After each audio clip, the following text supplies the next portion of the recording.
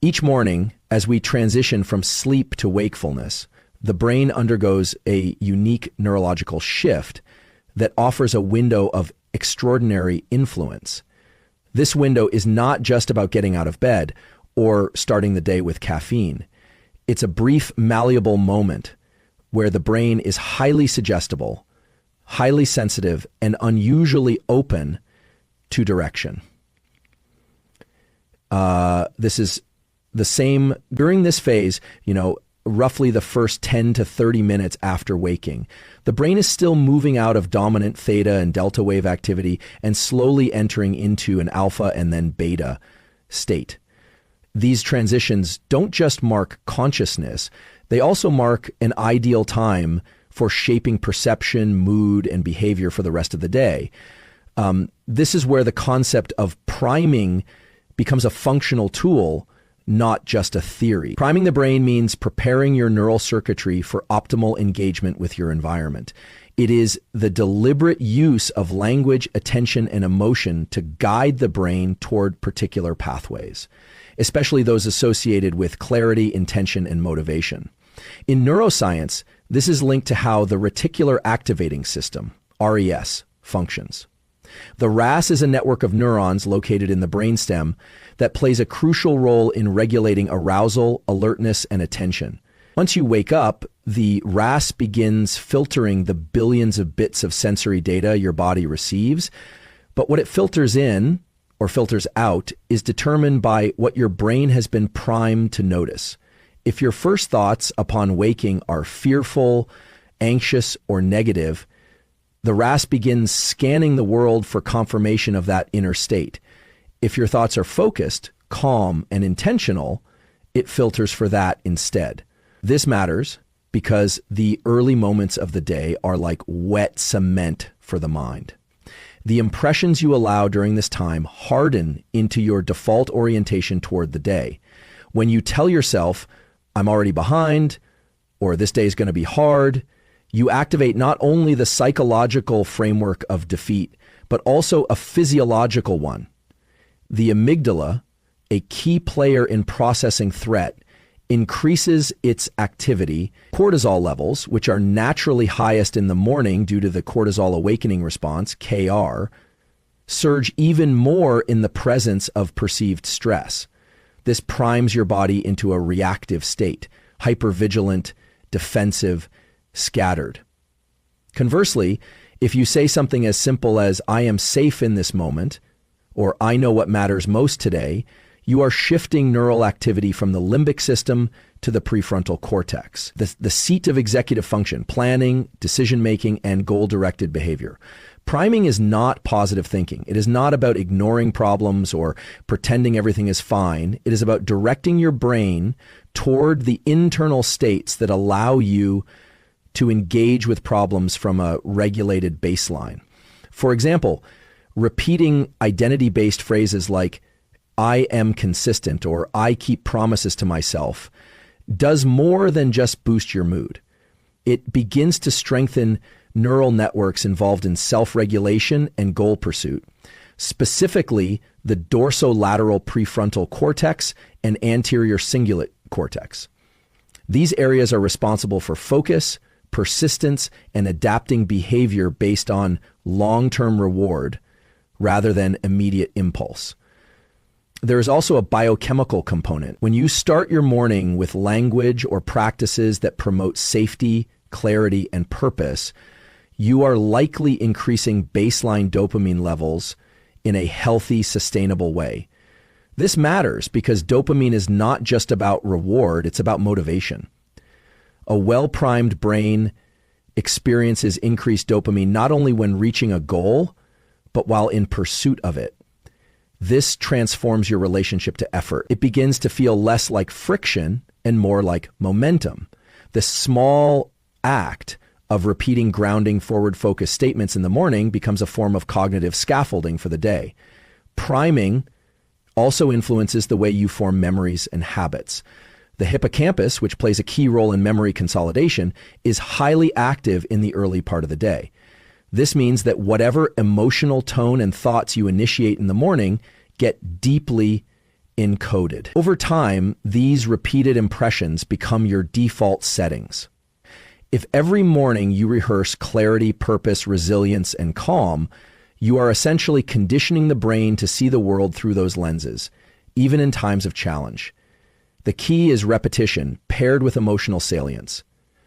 When what you say to yourself is both consistent and meaningful, the brain not only listens, it adapts. Cognitive reframing is the deliberate act of shifting the way you interpret situations, thoughts, and emotional triggers with the intention of altering your brain's automatic responses.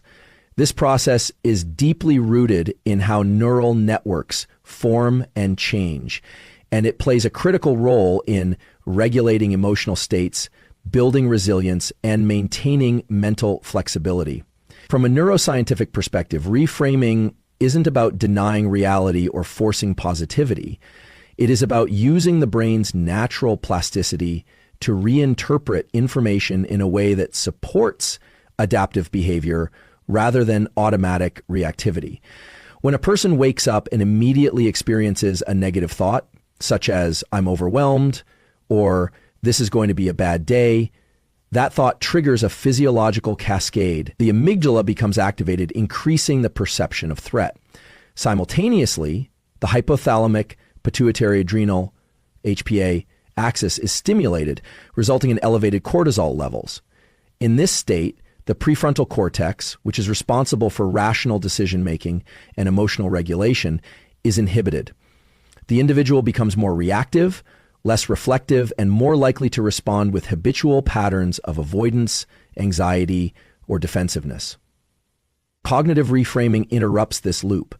By consciously noticing the initial interpretation and choosing to reassign new meaning to it, the brain is forced to re-engage the prefrontal cortex.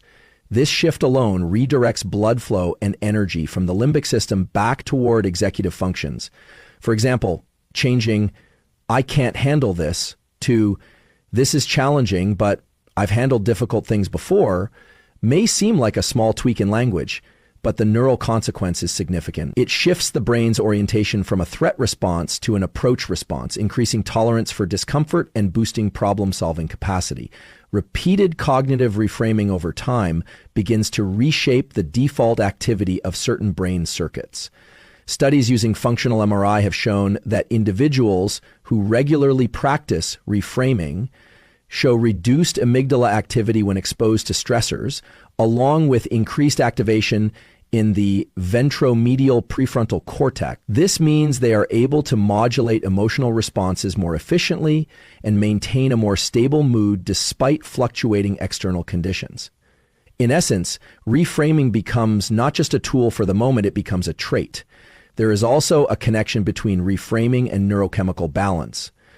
Negative thoughts that go unchallenged tend to reinforce circuits that produce neuroplasticity. In contrast, reframing in a constructive direction supports the release of serotonin and dopamine, particularly when the new thought leads to a feeling of agency or internal control.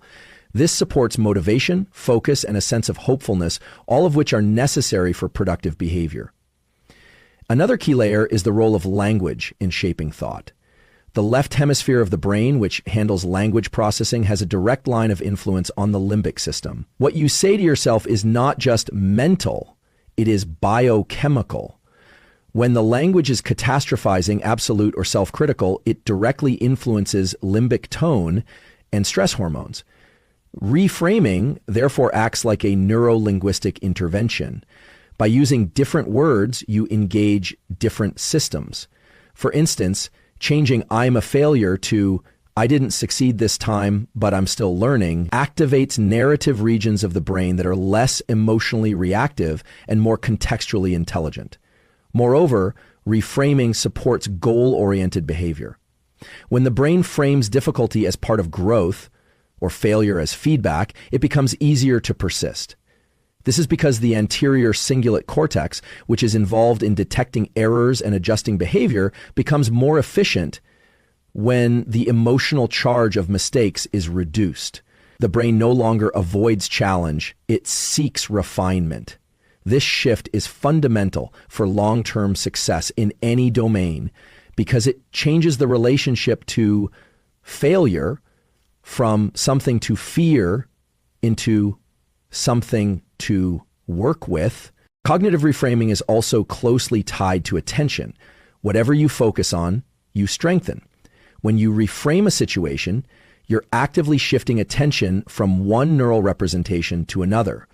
For example, in a moment of uncertainty, you could focus on what's unpredictable or reframe it by focusing on what's still within your control. This activates different neural networks entirely. The former strengthens anxiety circuits, while the latter strengthens pathways related to agency and planning.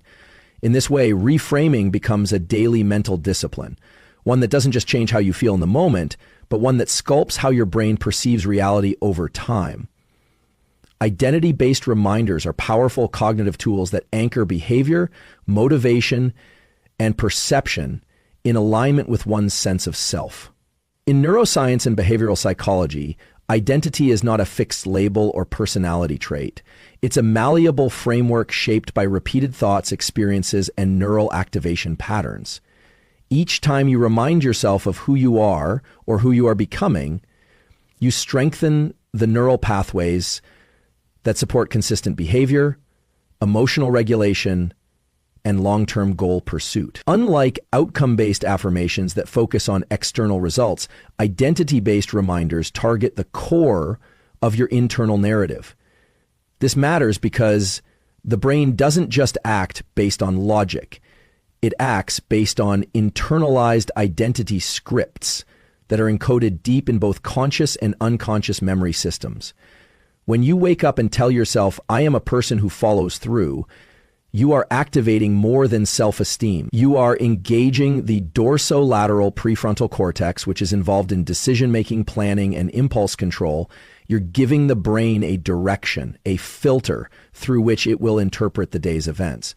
This becomes especially important in moments of temptation, stress, or fatigue. Rather than asking yourself, "What should I do?"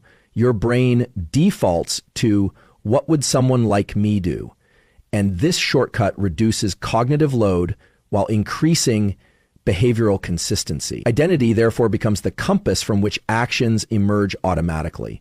This mechanism also ties directly into dopamine circuitry. Dopamine is often misunderstood as a chemical of pleasure. In truth, dopamine is more accurately a molecule of anticipation and motivation. Identity-based reminders influence dopamine release not by promising a reward, but by aligning the behavior with an ongoing narrative of self.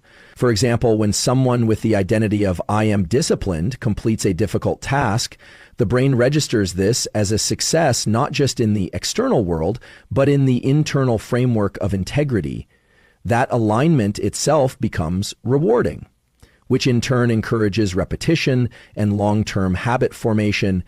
The striatum, particularly the nucleus accumbens and dorsal striatum, plays a key role in this reinforcement loop.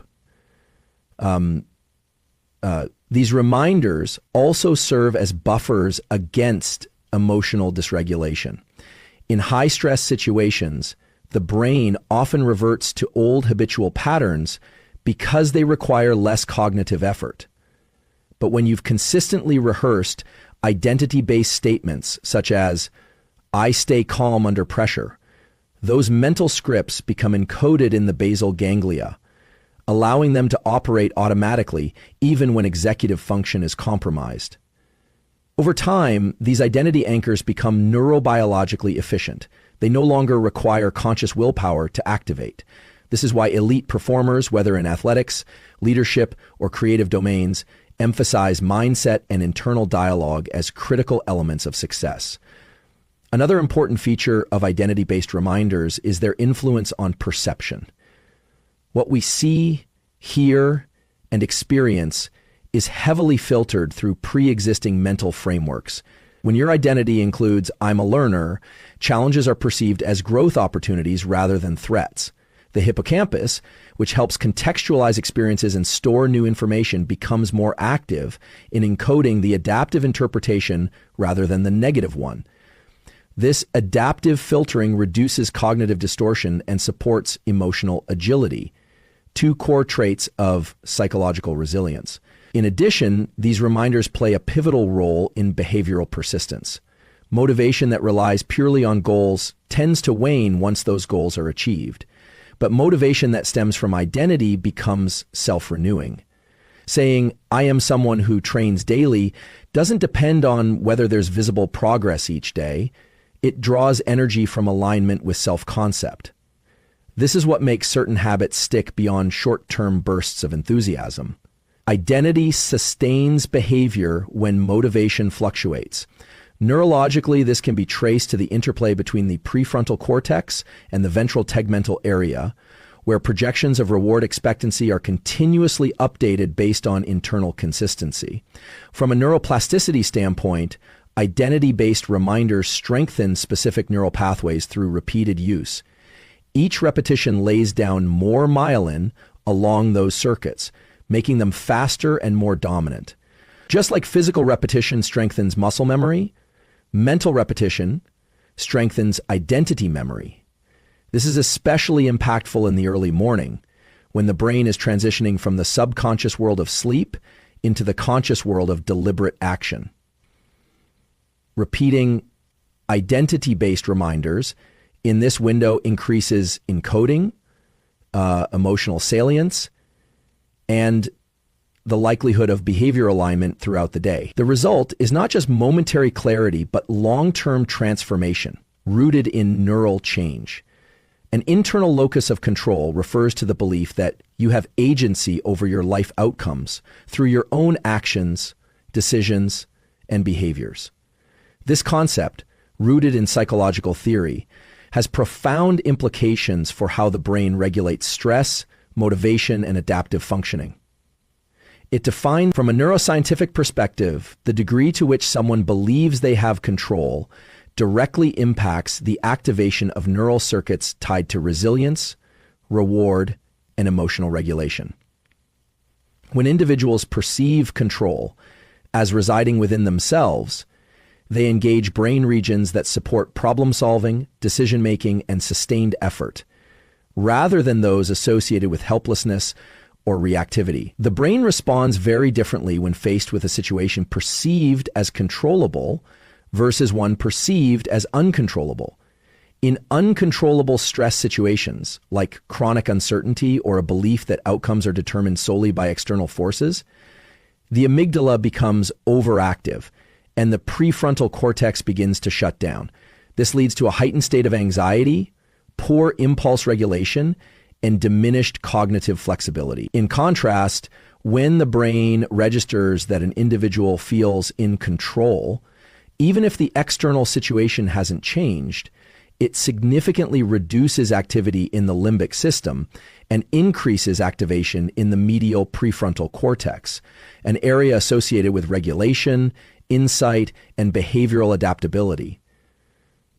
This perceived sense of control doesn't have to be absolute. Even identifying a small domain of influence, such as how you breathe, how you respond, or what you focus on, can shift your internal neurochemical landscape. By reclaiming agency in micro decisions, you begin activating the brain's dopaminergic reward system. Dopamine, a key neurotransmitter involved in anticipation and motivation, increases not just when we achieve something, but when we perceive progress towards something we control. Therefore, believing that your choices matter creates a physiological environment in the brain that favors effort, engagement, and persistence. Moreover, an internal locus of control is closely related to the regulation of the stress response system. The hypothalamic pituitary adrenal HPA axis, which governs the release of cortisol and other stress hormones, is more easily modulated when the brain perceives that the situation is within one's ability to affect. Individuals with a strong internal locus of control tend to return to baseline faster after a stressor because their appraisal of the event includes a belief that they can do something to respond to or recover from it.